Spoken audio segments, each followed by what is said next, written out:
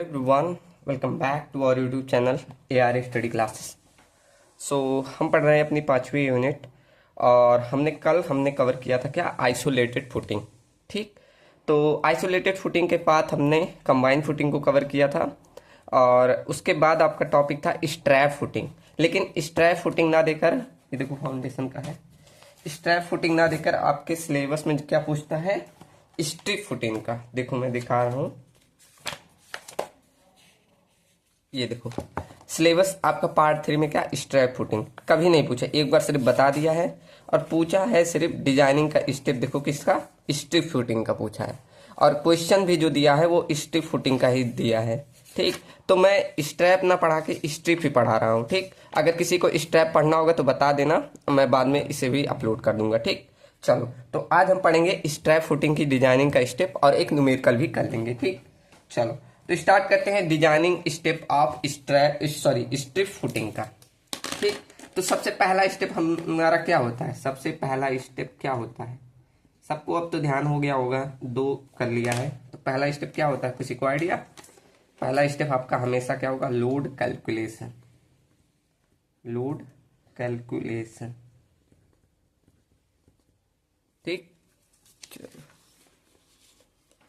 ठीक। पहला step load calculation. तो लोड कैलकुलेशन में क्या करते हैं, पहले तो एक्सियल लोड जो ऊपर से आता है उसे हम ले लेते हैं, जिसे हम मान लो डब्ल्यू लोड, जो एक्सियल लोड कॉलम पे आएगा, axial load on column, axial load on column, इसे हम डब्ल्यू मानने रहे। ठीक, उसके बाद हम क्या करते थे, 10% ऑफ इस डब्ल्यू का लेते थे जो फुटिंग का लोड है। ठीक, तो लेंगे सेल्फ वेट ऑफ फुटिंग को, सेल्फ वेट ऑफ फुटिंग, ये कितना लेते थे, वो जो हमारा ऊपर एक्सियल लोड आता था उसका 10%, मतलब 10% ऑफ डब्ल्यू।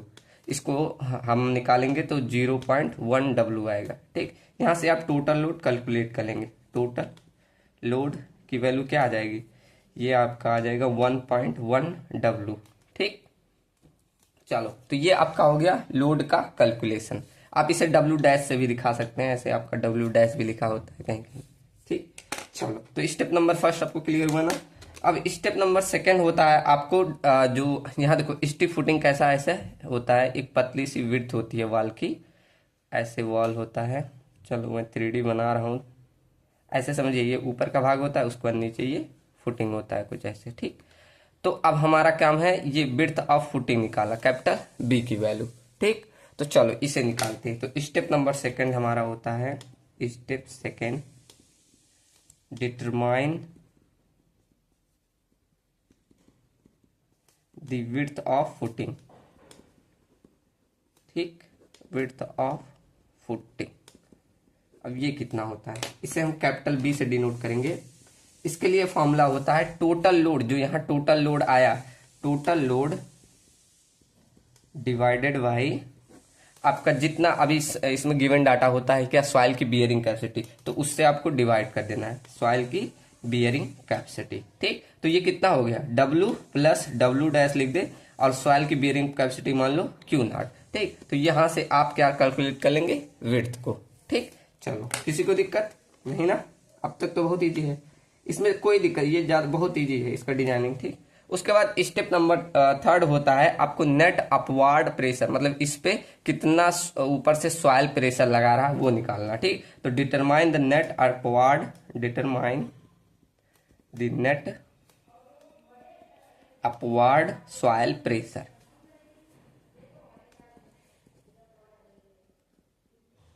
अब इसको कैसे निकालते हैं, तो इसको हम प्रेशर है तो इसे पी नॉट से डिनोट कर दे रहे हैं। अब इसमें देखो क्या करते हैं, जो टोटल लोड है इसे नहीं, सिर्फ जो एक्सियल लोड आ रहा है, मान लो ये हमने डब्ल्यू माना था ना, तो डब्ल्यू लोड को डिवाइड कर देना है आपको, जो यहाँ विड्थ आपने निकाली बी से उससे। ठीक, यहाँ से बी से।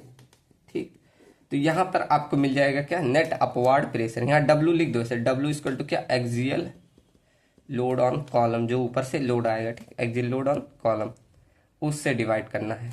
यहाँ पर आपको क्या मिल जाएगा, नेट अपवार्ड प्रेशर। ठीक, मतलब ऐसे नीचे से कितना सॉइल प्रेशर लगा रहा है ये। उसके बाद ऊपर से हम देखेंगे, स्टेप नंबर 4 हमारा रहेगा कि डिटरमाइन द अप, यहाँ डाउनवर्ड जो ऊपर से आपका कॉलम लोड लगा रही है ये देखेंगे, तो इसे बोलेंगे determine the downward pressure, determine the downward pressure. ठीक, इसको, और ये किसके किसके कांटेक्ट में है, ये कांटेक्ट ऑफ वॉल और जो फुटिंग, इन दोनों का मतलब कांटेक्ट में रहता है, वही नीचे हमारा लगाता है फिर ऐसा। ठीक, contact with wall and footing. Okay,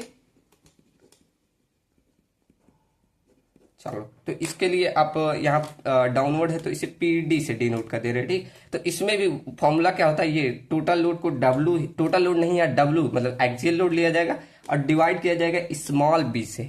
ठीक, अब स्मॉल बी क्या होता है, देखो अभी बता रहा हूँ। ठीक, तो ये जो आपका टोटल डब्लू है यही एक्सियल लोड ऑन कॉलम, ये आपका टोटल लोड हो जाए। और स्मॉल बी होता है विड्थ ऑफ वॉल, जो हमने यहाँ पीछे स्टिप की वॉल होती है ना, ऐसे फ्रंट भी बनाओगे तो ऐसे ऐसे ही तो दिखेगा, ये कुछ ऐसे फुटिंग ही दिखेगा ना। तो ये जो स्मॉल बी होता है ये विड्थ की, ये दिया रहेगा आपको। तो ये आपका स्मॉल बी क्या होता है, विड्थ ऑफ वॉल। ठीक, ये स्मॉल बी हो गया। तो यहां तक किसी को दिक्कत नहीं होगा स्टेप नंबर 4 तक। ठीक, चलो, यहां तक हमने क्या निकाल लिया, सब डाउनवर्ड, अपवर्ड और फुटिंग की विड्थ कितनी होगी। अब अगला स्टेप आता है step number 5, movement sorry bending movement निकालना। तो डिटरमाइन द बेंडिंग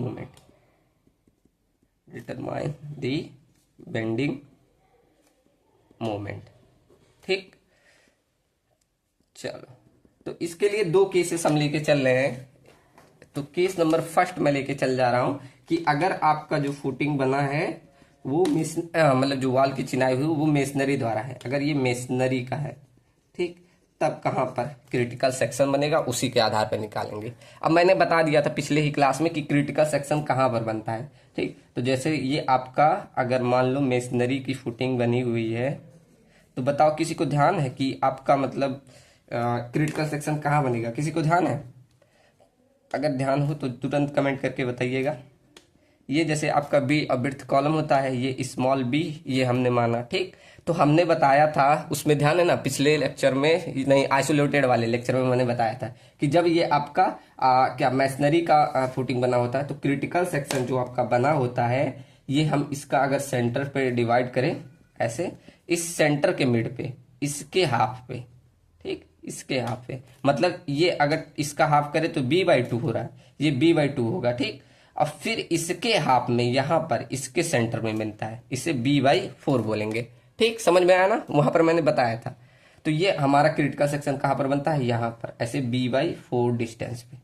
ठीक, चलो, अब मैं यहां तक का यहां तक का डिस्टेंस अभी आपसे पूछूंगा कितना है, तो सब लोग बता सकते हैं। जैसे अगर मैं इतने में से इतना घटा दूं, मतलब ये पूरा विड्थ है, अब इसमें से ये घटा दूं तो ये वाला और ये वाला बचेगा, दोनों इक्वल बचेगा। ठीक, ऐसे में क्या कर रहा हूं, capital B minus small B कर रहा हूं, तो ये और ये बच रहा है। और इसको क्या करूं, अगर 2 से डिवाइड कर दूं तो कितना सेक्शन बचेगा, तो एक वाला पार्ट मिल जाएगा ना, इधर वाला पार्ट हमें मिल गया।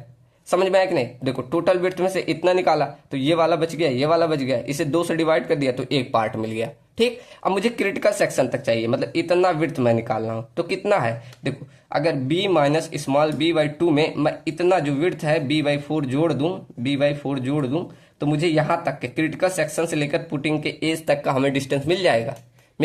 ठीक, तो ये डिस्टेंस समझ में आया। अब यहीं पर हमें निकालना है बेंडिंग मोमेंट।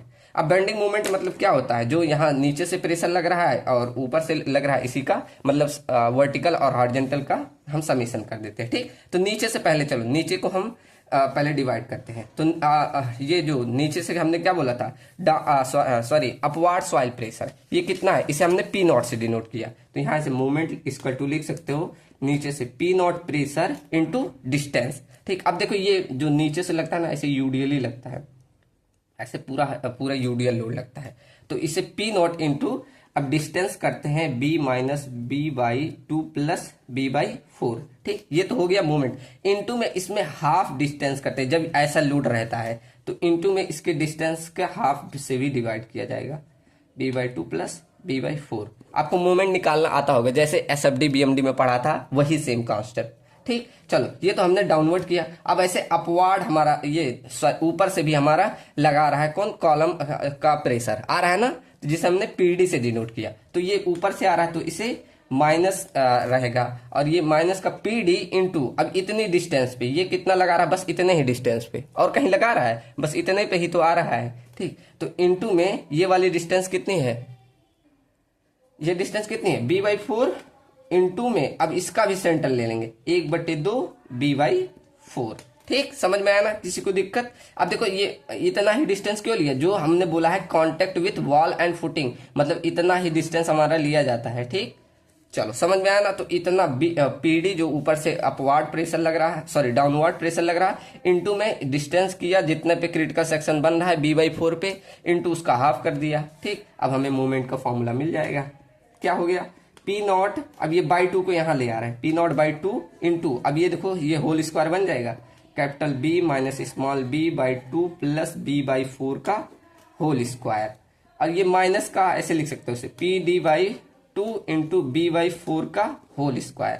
ठीक, अब इतना भी लिख सकते हैं। यहां पर हम क्या करते हैं, इसको जो ये pd/2 बाई b/4 ये बहुत छोटी वैल्यू होती है, तो इसे हम नेग्लेक्ट कर देते हैं। ठीक, नेग्लेक्टेड। अब देखो कितना कम डिस्टेंस है, तो इसलिए इसे निगलेक्ट कर दिया जाता है। तो यहाँ पर फाइनली अब जब मेसनरी के केस में निकालेंगे तो डायरेक्ट ये फॉर्मूला यूज करना, p0/2 capital B minus small b/2 plus b/4 का होल स्क्वायर। ठीक, ये किस केस में हुआ, जब आपका अगर मेसनरी वॉल है तब के केस में बेंडिंग मोमेंट। ठीक, तो इसको यूज कर लेंगे। यहाँ पर p0 क्या होता है, सो अपवार्ड सॉइल प्रेशर, और कैपिटल B तो width of footing, small b width of wall. ठीक, ये सब रख के आप डायरेक्टली ये फॉर्मूला ये भी याद कर सकते हैं। चलो समझ में आया ना सबको। अब हम दूसरा केस लेके चलते हैं। चलो, तो केस नंबर अब सेकंड में मान ले रहा हूं कि अगर मेरा फुटिंग जो बना हो कंक्रीट का बना हो, कंक्रीट, तब क्या हो, जैसे मैंने ये भी पढ़ाया था कि ये आपका अगर फुटिंग है और ये कंक्रीट का बना हुआ है, तब बताओ अब किसी को ध्यान है कि आपका क्रिटिकल सेक्शन कहां पर बनता है? किसी को भी ध्यान हो तो अच्छी बात है। देखो मैंने बोला था ये हमारा टोटल विड्थ b है, ये स्मॉल b है। ठीक, तो जब आपका कंक्रीट का ये फुटिंग बनी होती है तो इसका क्रिटिकल सेक्शन एकदम फेस पे यहीं पर बनता है, एकदम फेस पे बनता है ना। ठीक, अगर ध्यान हो तो अच्छी बात है। ठीक, ये आपको और क्लियर हो रहा होगा। तो अगर मैं पूछूं यहां से यहां तक का डिस्टेंस कितना है, तो ये आपका कितना है, अब तो बता ही सकते हैं। कैपिटल बी में से स्मॉल b माइनस कर दो और डिवाइड कर दो 2 से, तो यही वाली डिस्टेंस आती थी, पीछे भी हमने किया था। ठीक, तो इसमें तो कोई दिक्कत नहीं हुआ। अब सिंपल जो डाउनवर्ड प्रेशर, सॉरी जो नीचे से अपवर्ड सॉइल प्रेशर लगा रहा है, यहाँ मोमेंट इक्वल टू, ये तो और इजी है, मोमेंट इक्वल टू क्या कर दो, नीचे से ना सॉइल प्रेशर लगा रहा है जिसे p0 बोले थे, इनटू डिस्टेंस कर दो कितना, capital B minus small b/2 into, अब सेंट्रॉइड लेते हैं 1/2, फिर b माइनस स्मॉल b/2। ठीक, इसका देखो, और इसमें कोई यहाँ कांटेक्ट में आ ही नहीं रहा, तो ये वाला सॉरी अप जो ये ऊपर से आ रहा है डाउनवर्ड वाला कॉलम वाला लोड, ये कोई आ ही नहीं रहा। देखो क्रिटिकल सेक्शन में आ रहा है नहीं, एकदम फेस पे आ रहा है, मतलब इसका कोई रोल ही नहीं है, तो इसमें वैल्यू ली ही नहीं जाती। ठीक, सिर्फ आपको p0 ही लेना है इसमें, इस केस में। तो इसका फॉर्मूला एकदम ईजी हो गया, क्या, p0/2 इंटू ब्रेकेट में capital B minus small b/2 का होल स्क्वायर। तो इस प्रकार आप यहां से मूवमेंट निकाल सकते हैं, जब कब आपका, जब आपका कंक्रीट का बना हुआ। ठीक, तो इन्हीं दो केसेस पे आपके न्यूमेरिकल आते हैं, और गर्डर का इसमें कोई जिक्र नहीं है। ठीक, चलो, तो आपको जब मूवमेंट मिल गया, अब बताइए आप क्या निकाल सकते हैं, थिकनेस को। तो यहाँ आप लिख सकते हैं check for thickness of footing, check for thickness of footing. ठीक, कैसे, हमें फॉर्मूला मालूम है, हम पहले ही पढ़ते आए थे कि m equal to QVD square, इससे ना, तो यहाँ से d की वैल्यू से निकाल लेते थे, कैसे, अंडर रूट में m/q इंटू b। तो इसके आधार पे हम कितना थिकनेस प्रोवाइड करना है वो हम निकाल लेते थे। ठीक, ये तो बहुत बार मैंने लिखा दिया। उसके बाद अगला स्टेप डाल सकते हैं, स्टेप नंबर 5, आपको एरिया ऑफ रेनफोर्समेंट निकाल लेना, एरिया ऑफ रेनफोर्समेंट। इसे कैसे निकाल सकते हो, फॉर्मूला पढ़ा है ना, AST इक्वल टू, एक सेकेंड, चलिए, तो हमने AST का फॉर्मूला पहले से पढ़ा था, क्या, AST equal to 0.5 FCK upon FY bracket में 1 माइनस अंडर रूट 1 माइनस और 4.6 MU upon FCK BD square into में B इंटू D। ये फॉर्मूला सबको ध्यान होगा। ठीक, तो यहां से हम एरिया ऑफ स्टील को निकाल लेंगे। उसके बाद अगला स्टेप होता है step number 6, check for one way shear. इसमें टू वे नहीं निकालना होता है, ठीक, ये आपके लिए फायदा है। Check for one way shear, ठीक, वन वे सीयर। अब वन वे सीयर में पहले आपको सीयर निकाल, जैसे मान लो ये आपका कॉलम है, ये हमने फुटिंग बना दिया, ठीक। अब मैंने ये भी बताया था कि जब आपका क्या वन वे सीयर आता है तब आपका क्रिटिकल सेक्शन बताओ कहां पर बनता है। मैंने बोला था कि आपके फुटिंग के फेस से डी डिस्टेंस दूरी पर बनता है, बोला था ना। वन वे सीयर के केस में ये डी डिस्टेंस दूरी पर बनता है, ठीक, सबको पता होगा।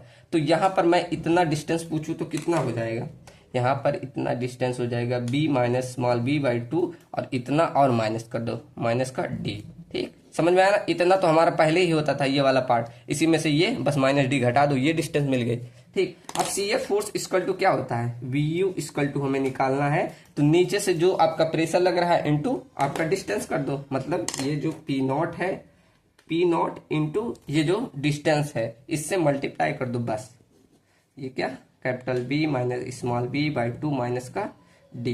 तो यहां से आप सीयर फोर्स VU निकाल लोगे, ठीक, समझ में आया ना। फिर यहां से हमें निकालना होता है nominal shear force, nominal shear force. अब नॉमिनल सीयर फोर्स मतलब टॉ V। अब टॉ V की वैसे वैल्यू कैसे निकलती है, अब VU निकाल लिए तो VU into B into D कर देते हैं, ये हमारा टॉ V निकाला। B का width of footing, D depth, ठीक, जो यहाँ डेप्थ ऊपर निकालोगे इससे आप डिवाइड करके टॉ V निकाल लेंगे। उसके बाद आपको निकाल लेना है नॉमिनल, निकाल लिए, उसके बाद टॉ C निकाल लो, जिसे डिजाइन सीयर स्ट्रेस या टॉ C बोलो, ठीक। तो टॉ C कैसे निकालते थे, ये percentage of grade of steel और परसेंटेज ऑफ ग्रेड ऑफ जो आपका कंक्रीट है और परसेंटेज ऑफ स्टील, इन दोनों के आधार पे आप टॉ C पे निकाल लेते हैं, ठीक। फिर टॉ C को क्या करते हैं, K इंटू टॉ C से मल्टीप्लाई कर दोगे, फिर ये आपका एक्चुअल वैल्यू आ जाएगा, ठीक। K की वैल्यू कैसे निकालनी है, जैसे पीछे हमने बताया था एक कांस्टेंट होता है, वैसे ही इसमें K से मल्टीप्लाई कर देना है, ठीक। जनरली आपका देखो ज्यादातर आपका केसेस क्या होता है, 300 mm से ज्यादा ही थिकनेस आती है, तो वहां पर K की वैल्यू हमेशा 1 ही आती है। अगर आप वैल्यू भूल जाए ना तो 1 ही से मल्टीप्लाई कर देना, ठीक। चलो, तो यहाँ हमारा टॉ C निकल गया। उसके बाद हम देखते हैं कि टॉ V से ज्यादा हमारा टॉ C है, अगर है तो हमारा डिजाइनिंग सेफ है, ठीक, डिजाइनिंग इज सेफ, मतलब सब चीज करेक्ट थी, ठीक। चलो, तो समझ में आया ना सबको। तो ये आपका था किसका, डिजाइनिंग का स्टेप, ठीक। चलो, एक न्यूमेरिकल भी लाया हूं, इसे मैं अगले लेक्चर में शूट कराऊंगा, तो आप लोग एक ट्राई कीजिएगा। वही एकदम केस है कि अब ब्रिक मैसनरी वॉल, इसमें क्या दिया है, अब देखो दे दिया किस प्रकार का आप है, तो यहाँ पर मैसनरी वाला फॉर्मूला, ये वाला नहीं लगाना, ये वाला छोड़ दें, ये केस सेकंड बना है कंक्रीट वाला। इसमें क्या बोला है, मैसनरी का वॉल है, थिकनेस दिया है इतना, मतलब B की वैल्यू इतनी दी है। देखो मैं गिवन डाटा लिखते चला जाऊँ, गिवन डाटा, सब लोग ट्राई करना, ठीक।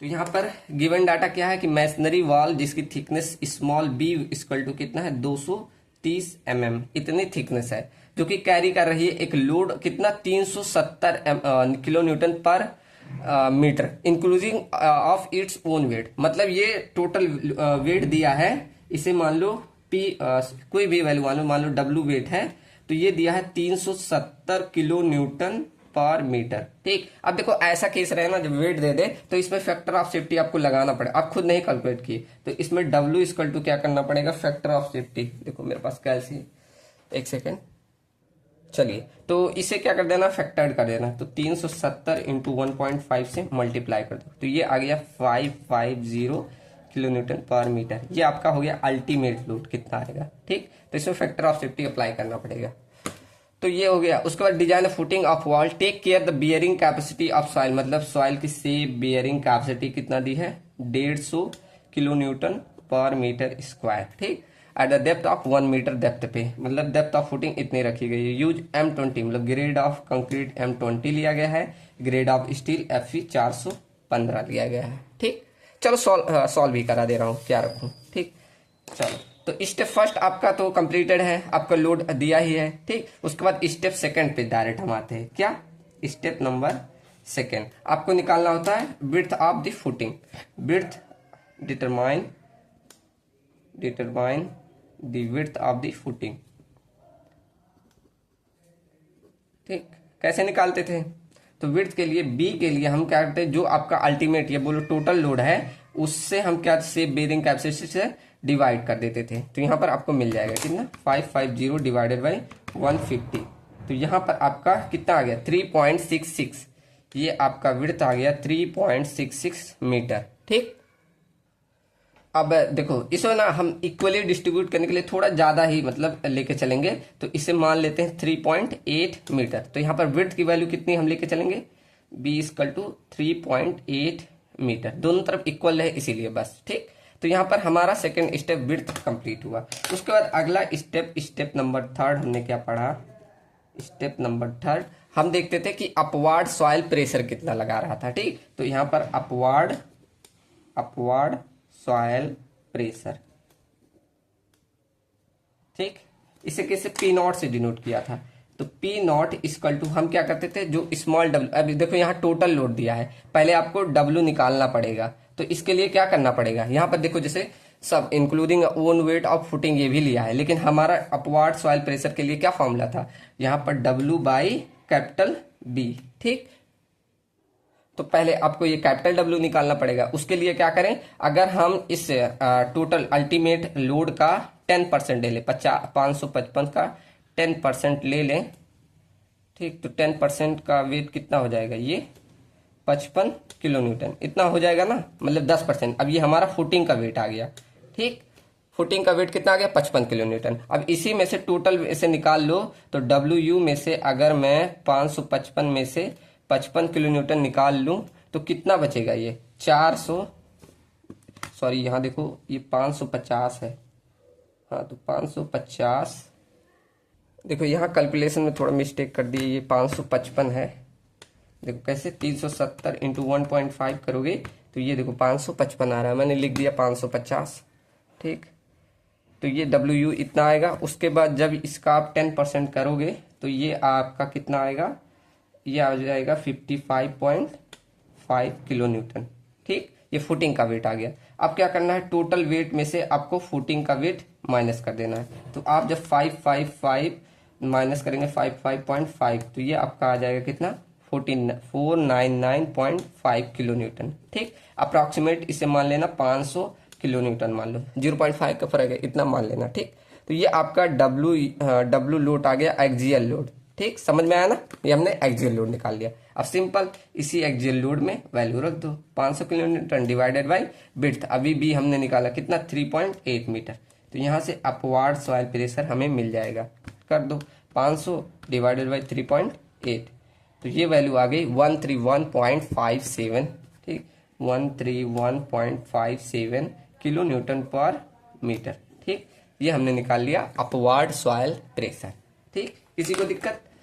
चल, अब अगला स्टेप होता है स्टेप नंबर 5। ये जो अपवार्ड हो गया, अब हमारा जो फुटिंग और वो कॉलम लगा रहे हैं डाउनवर्ड प्रेशर वो निकालेंगे। Downward pressure. ठीक,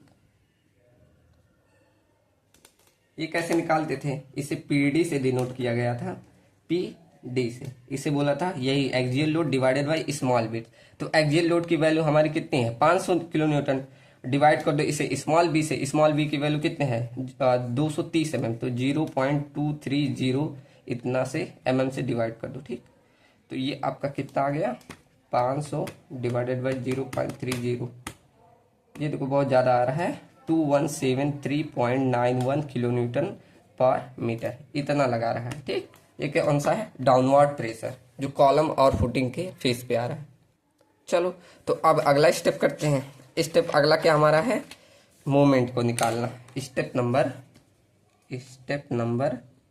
5 क्या, बेंडिंग मोमेंट को निकालना। अभी देखो यहाँ मैंने अभी पढ़ाया कि जब आपका मैसनरी का होता है तो बेंडिंग मोमेंट का क्या फॉर्मूला निकाला, ये m equal to P naught by 2 capital B, देखो रख दे रहा हूँ, m equal to P naught by 2 bracket में capital B minus small B by 2 by plus में b बाई 4 का होल स्क्वायर। ये मैंने फॉर्मूला निकाला, देखो मैसनरी के केस में आपको ये मैं प्रूफ करके दिखा भी चुका हूँ।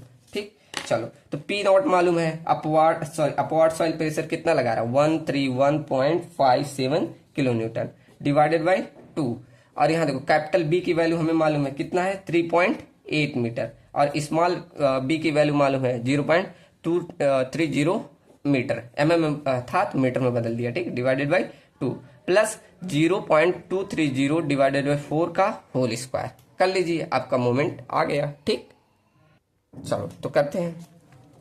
131.57 डिवाइडेड बाई 2, तो ये इतना इंटू में ब्रैकेट लगाओ, और ये हो गया 3.8 माइनस का 0.230 डिवाइडेड बाई 2, सॉरी 230, ये नीचे जाएगा 2, अब इधर आया प्लस कितना 0.230 डिवाइडेड बाई, सॉरी इसे नीचे डिवाइडेड बाई 4, ठीक, उसके बाद ब्रैकेट इसका स्क्वायर, तो ये कितना आ गया बेंडिंग मोमेंट 223.24।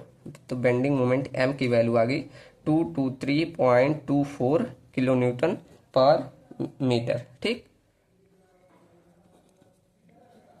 तो ये आपका आ गया बेंडिंग मोमेंट।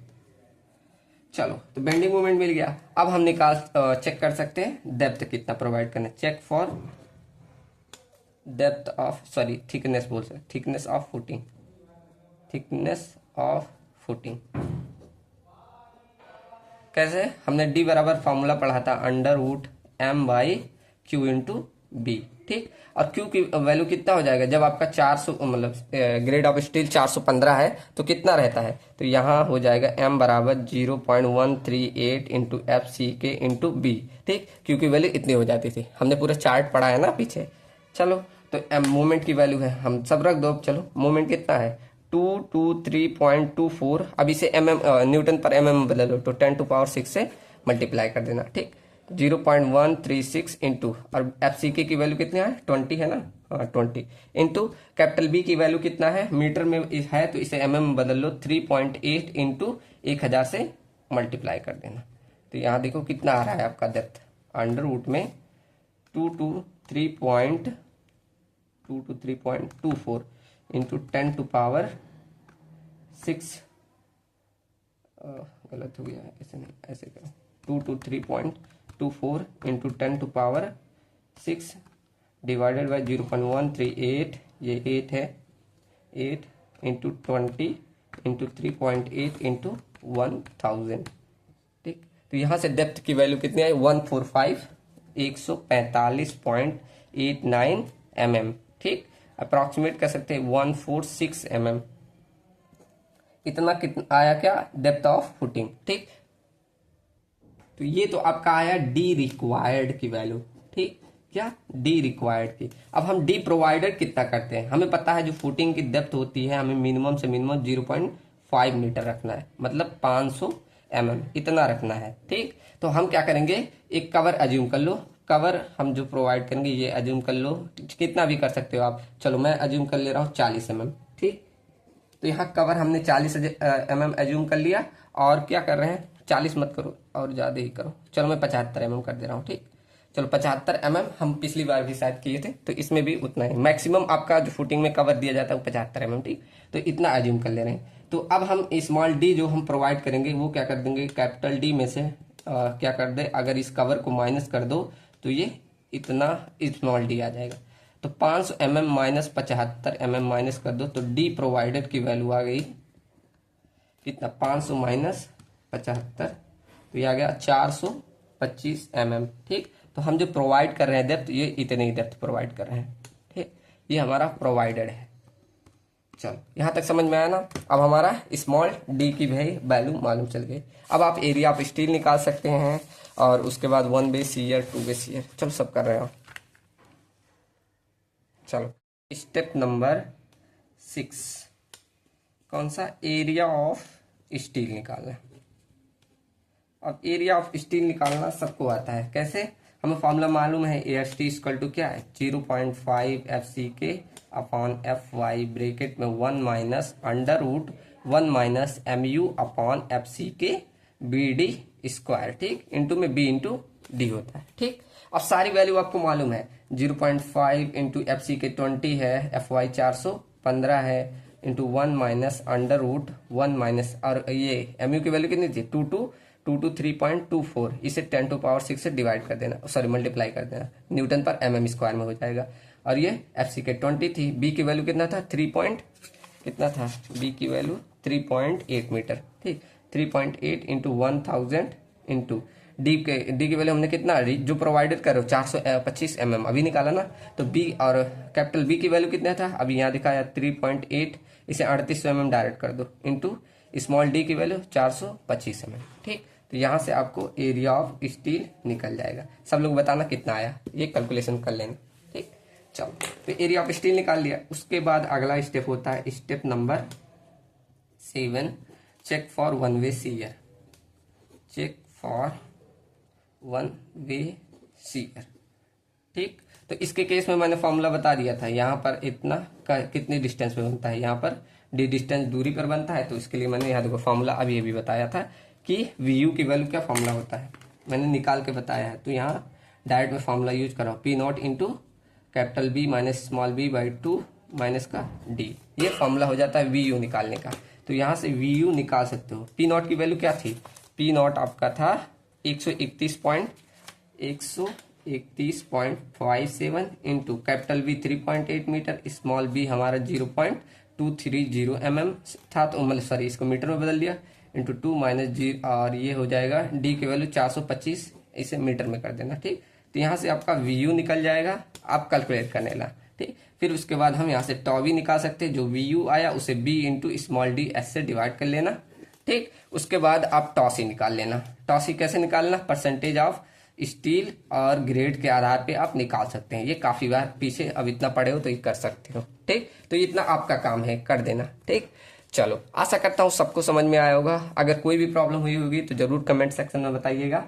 चलो, मिलते हैं नेक्स्ट वीडियो में, और अगले लेक्चर में हम क्या करेंगे, रिटेनिंग वॉल, सभी प्रकार के रिटेनिंग वॉल बढ़ेंगे। और उसमें क्या देखो, इसमें थ्योरी ज़्यादा रहेगा रिटेनिंग वॉल में, तो अगले लेक्चर में मैं लिख के ले आऊँगा, मेरे पास नोट्स है उसी से पढ़ा दूंगा, ठीक। तो आपका एग्जाम आ गया तो वो जल्दी कवर हो जाएगा, ठीक। चलिए, मिलते हैं नेक्स्ट वीडियो में। Thank you and thanks for watching.